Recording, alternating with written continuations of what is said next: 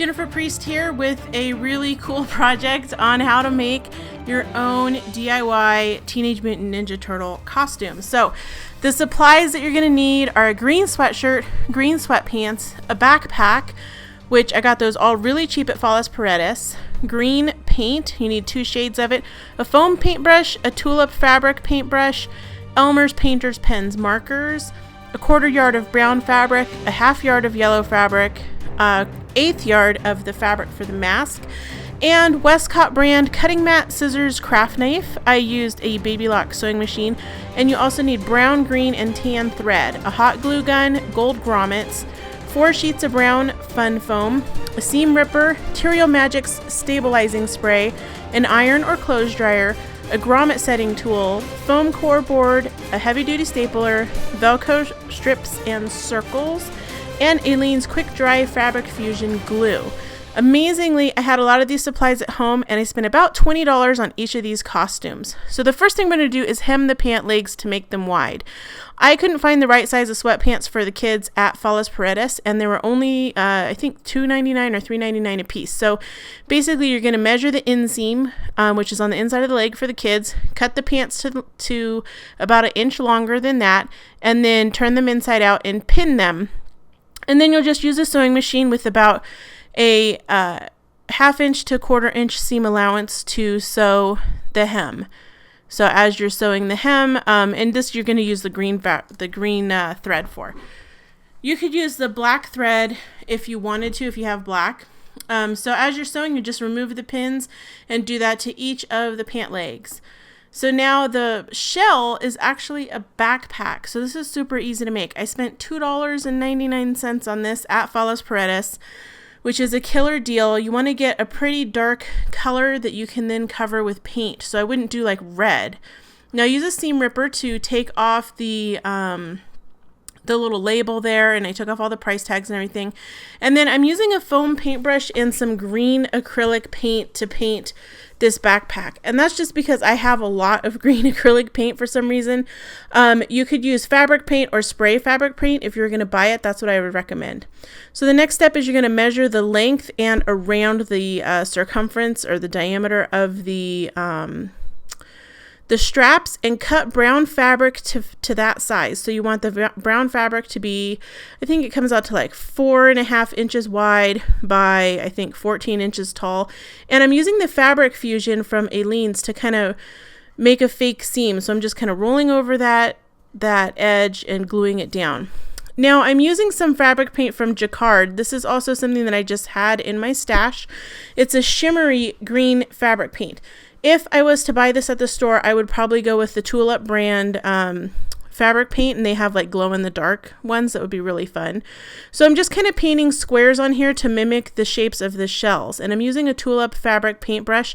These are my favorite brushes for fabric and for mixed media. So if you're going to invest in some brushes, I would definitely check these out. And again, you can get them online at ilovetocreate.com or at your local craft store. All right, so after you paint all of your little squares on, or your pieces of shell, let that dry and use some fabric fusion to take that brown fabric and wrap it around your straps. And what I'm doing after I put the fabric fusion on is I'm using some clothespins to kind of hold everything together. You want to let that dry really, really well. Also, if you buy a backpack that has brown straps, that would be like even better. Now you can see here on the back of the backpack, you can see some of the gray original color. So again, I'm taking my acrylic paint with a foam paintbrush and just painting over all of the gray parts that are visible, kind of stretching out the backpack and working in sections. Again, this would have been a lot easier with some fabric paint, but I didn't have that. So if you only have regular acrylic paint, you can do that. This backpack is not going to be something the kids are going to take to school. They're just going to wear it to go trick-or-treating, and that's about it. So you want to paint that on. You want to make sure that you don't get too much blobs because it won't dry. Or it'll take a long time to dry. And this is going to need to dry probably overnight to dry completely. So again, another benefit if you did have fabric paint is that it would dry much more quickly than using acrylic paint. So the straps are really long, and I'm going to cut those off and save those for later. So don't discard your straps. Once the glue is dry, take off your clothespins, trim any stray strings that are there, and cut, get off any glue blobs. And what I'm going to do to add dimension to my shell is use some painter's pens. These are from Elmer's. They are basically markers that have paint in them. And I'm kind of doodling around my shell pieces to give them more dimension. First, I'm going to outline it all with black, and I'm doing kind of a sketchy effect because I want it to look like a cartoon, because originally Teenage Mutant Ninja Turtles was a cartoon. So I want this to be like a drawing. And this, will help give dimension, and that way, you don't have to sit there and be like a total artist when you're painting on your shell. Just doing it in like a sketchy way also cuts down on the artist factor. If you do airbrushing, then that would be even more cool, but I don't have an airbrush, so this is what I'm doing. So I took the brown painter's pen and I used that to add some dimension to those little shell areas, because these kind of are rough and they poke out of the shell, so you want to add a little bit of shading in there, make it a little bit more realistic, and that paint dries pretty instantly. So next we're going to make the mask, and for that you need an 1/8 yard of fabric in whatever color you need, and you need a child's head. So here I just measured around Kira's head, and then I also measured the space between her eyes. So what I'm going to do is measure the fabric, the length that it was around, plus add 6 inches on each side to have the little tails hanging out of the mask. And because I'm making 2 costumes at the same time, I'm just going to go ahead and cut the other fabric at the same time. The ends of the fabric you want to cut at an angle so that you have kind of that point after you tie the mask on. And I'm using a craft knife to cut out the eye holes. Basically, the space between her eyes was 1 inch, so I'm cutting it about 1 inch from the folded edge of the fabric there. So then you want to try it on, and obviously it's too big, so I need to cut it. So I cut some more strips off of that mask. Obviously it was way too thick. And you're going to have to do this for each kid because some kids are bigger than others. Keep trying the mask on. I noticed that I also needed more space where the eyes were, so I trimmed around the eyes. And then keep trying it on your little kid until you're sure that it fits.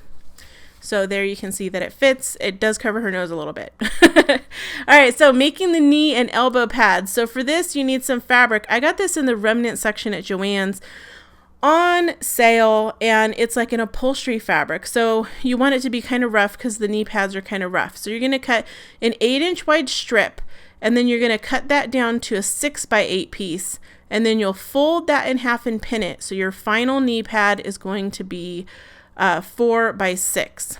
And so because I'm making 2 costumes, I need 8 of these. For 1 costume, you would only need 4. You'd need 2 knee pads and 2 elbow pads. So you're going to fold all of these over and pin them with right sides together, because you're going to sew around it, and then we'll turn it so that the right side of the fabric is on the outside. So here I have my little sewing machine, and I'm going to sew all the way around except for about 2 inches at the end. That way I have a way that I can turn this back right side out, because right now it's inside out. So after you've sewn all the way around these, and of course I have this huge stack of 8 to do, you'll take out the pins and you will turn your little knee pads and elbow pads. So I took the pins out, and you're just going to basically turn it inside out. Now you can use a bamboo skewer or a pencil or something like that to kind of poke the corners to push them all the way out, because you're not going to be able to get your hand in there. So here I'm just using the eraser end of a pencil to help poke that through. And then the part that's open, you want to kind of fold that down so that it's flat, and then pin it so that there's no strings sticking out. And what I'm going to do is, after I have these made, I'm going to kind of fold the corner or the middle there. It's a weird way to explain it. Fold the middle to make it kind of dimpled so that it actually is bent like a knee or elbow, because I want these to look like a knee or elbow pad. Now, once I've done all of my knee and elbow pads are all going to be the same, so I'm just going to kind of do that little pleat on the edge there. I will sew the one piece closed where it was open that I used to turn it, and also use the sewing machine with a little bit of a zigzag stitch, maybe about 1 inch long, to tack down those little pleats on the sides. So I'm not going to sew all the way around it because that's just a lot of work. So this is a really cool product. It's a fabric stiffening spray from a company named Material Magic, and it's totally safe. It smells really nice. You're going to saturate each of your knee pads with that. And then you can either use your iron or I actually use the dryer to set it. So if you use your iron, you're going to just let the Terreal Magic sit on there for 15 minutes, then use your iron to kind of dry it out. But what I did is I used the shoe drying rack in my dryer and I set these on it because I wanted them to dry like 3D. So once those are dry, you're going to take some foam, fun foam, and cut it into 2-inch strips.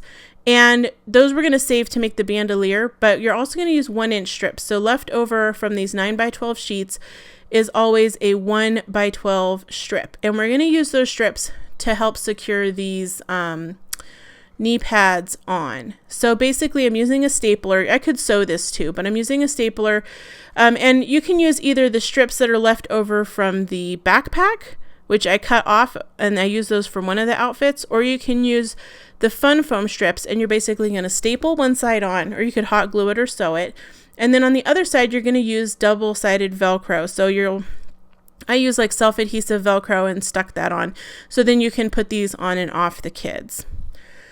Now to make the bandolier, you need 2-inch strips of fun foam. So these are each 2x12. And what I did is I hot glued them together, and you're going to need to kind of measure your kid to see how long this needs to be to go all the way around them and the shell.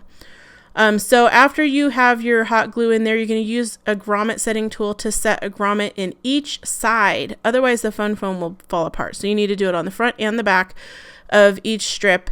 And it's supposed to look kind of like leather. Now to make this closed, I just used some double-sided Velcro, and I stuck that on one side, and then I wrapped it around the kid and stuck it back together so that I would make sure that it fit. Now to make the chest plate, this part is really fun. You're going to need a piece of foam core board from the craft store, and you're going to want to cut it about 12 inches wide. So I just kind of guesstimated. I used my Westcott craft knife to do that. And you want them to be about 10 inches the other direction. So these are going to need to be about 10x12. So I'm just kind of guesstimating. It doesn't have to be perfect.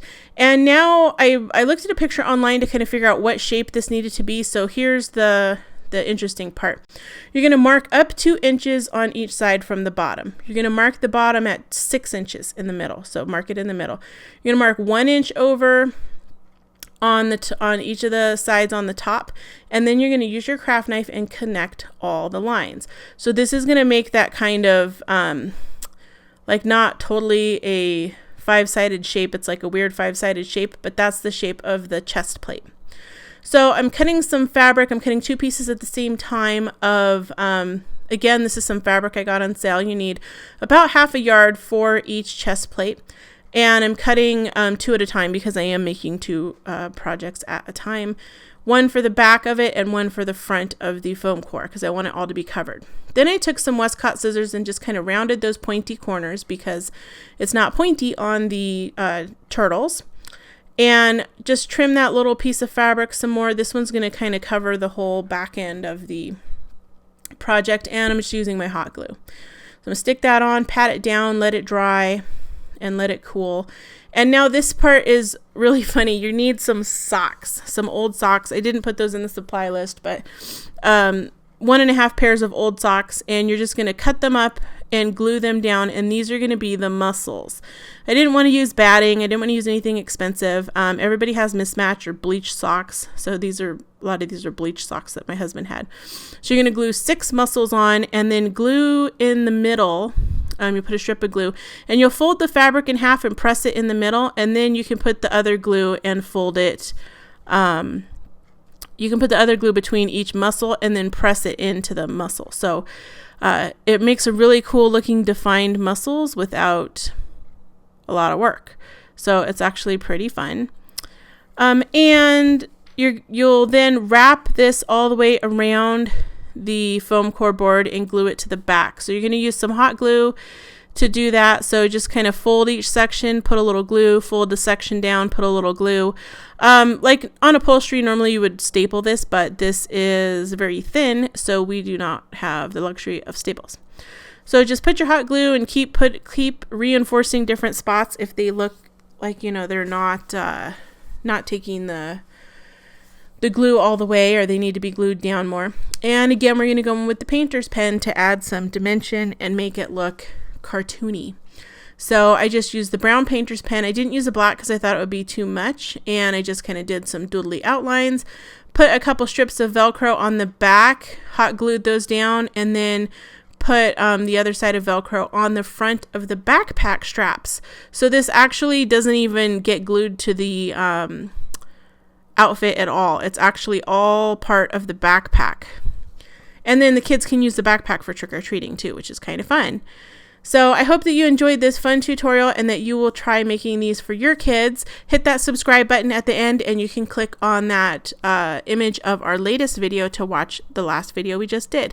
Let me know in the comment section if you're going to try this project. I would love to know, and I hope to see your kids having a great Halloween this year. Bye!